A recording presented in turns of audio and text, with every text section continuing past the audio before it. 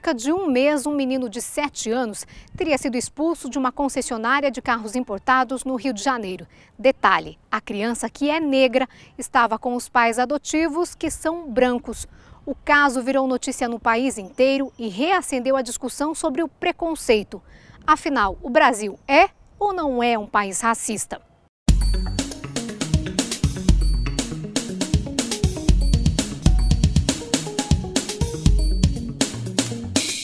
A gente teve a ideia de fazer a reportagem por causa de uma polêmica em torno de uma concessionária lá no Rio de Janeiro que tratou mal uma criança negra que tinha ido comprar um carro importado com os seus pais brancos, né? Aí, a partir desse fato, a gente resolveu investigar como é que é o racismo no Brasil, se existe, se não existe.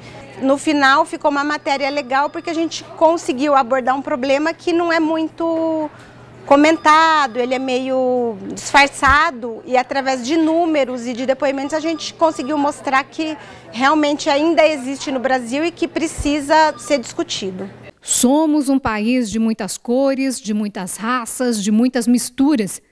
Dados do último censo demográfico do IBGE mostram que, somados, pretos e pardos representam mais da metade da população brasileira, 50,7%. 97 milhões de pessoas, enquanto brancos são 47,7% e 1,6% de outras etnias. Mas será que essa maioria conseguiu também igualdade de direitos e de oportunidades? Não acabou o preconceito, não. Existe muito. Há discriminação no serviço, principalmente no serviço, né? Você vai procurar um emprego, dependendo de quem, é tudo diferente. Reflexo também de um outro dado, o nível de escolaridade. 9.800.000 brasileiros com curso superior completo são brancos e apenas 3.300.000 de pretos ou pardos. Em compensação, entre os que não têm instrução ou que não terminaram o ensino fundamental, 40 milhões são pretos ou pardos e 26.300.000 brancos. Depende muito da aparência e dos estudos, né? Ou seja, para o negro se dar melhor, ele tem que ser muito mais do que o outro. Muito mais avançado do que o outro. Você chega num lugar, está esperando para ser atendida, vai, acho que aquele lá, ele espera, tipo assim, né? O negro, ele espera, o negro sabe? Deixa para depois, sabe? Então eu já senti isso aí. Outros números que mostram a disparidade são do mapa da violência. 75% dos jovens vítimas de homicídio no país em 2010 eram negros, quase 35 mil pessoas. A Lei Áurea, que colocou fim à escravidão negra, foi assinada pela Princesa Isabel em 1888. Vai completar 125 anos. E desde 1989, preconceito de raça ou de cor é considerado crime no Brasil, segundo uma lei federal, com previsão até de prisão. Mas será que na prática o racismo acabou de verdade? Se você vê algum médico negro, é difícil, não é? Você vê até chegar a ser um enfermeiro, um técnico, mas um médico jamais, assim, é muito difícil, né? É difícil você ver um advogado negro, um médico, é muito difícil. Então eu acho que tem bastante preconceito ainda. Eu acredito que quando a gente assiste as novelas, quando existe um perfil desenhado, historicamente, o negro geralmente é visto distante dos espaços de poder, distante dos espaços da política, distante dos lugares de status da sociedade. E aí eu dava o exemplo, inclusive, do ministro Joaquim Barbosa, né? Quando ele chega ao Supremo Tribunal Federal da Justiça, há uma euforia social muito grande nesse sentido, porque é um negro que ascende a um espaço que consideravelmente e historicamente não é ocupado por negros, né? Quando o presidente Barack Obama ocupa a presidência da República dos Estados Unidos, né?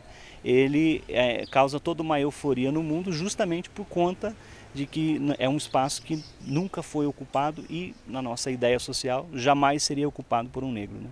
O sociólogo da organização Colmeia, que presta consultoria a projetos sociais, diz ainda que o racismo está ligado diretamente às raízes da nossa cultura. Segundo ele, o racismo em si é subjetivo, mas as consequências dele é que são objetivas. Culturalmente, historicamente, ele está muito presente nas brincadeiras que a gente faz, nas piadinhas que a gente faz, né? E quando a gente se assusta quando vê um negro numa posição de status, isso também é uma forma de reconhecer de que nós não estamos acostumados a ver a população negra. Então há uma subjetividade, embora a gente não se assuma, o racismo está dentro de nós, né?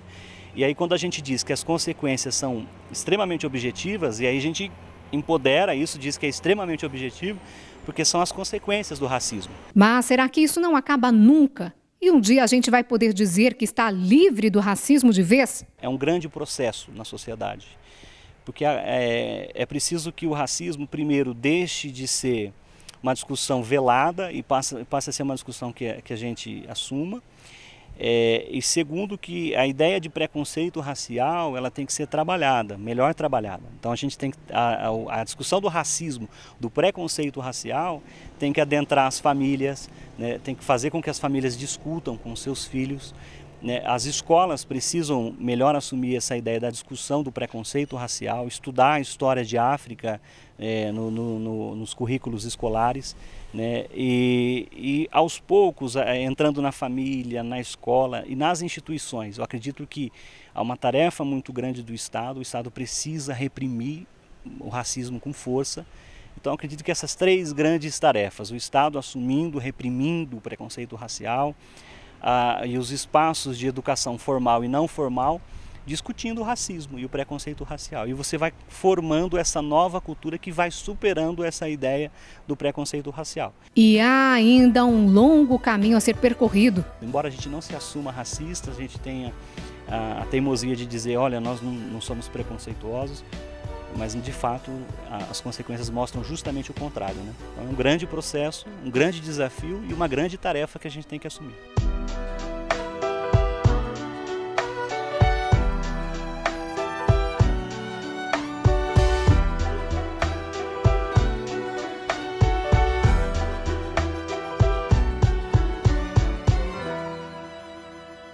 E a seguir, habilidade e talento. Será que é herança genética ou dom?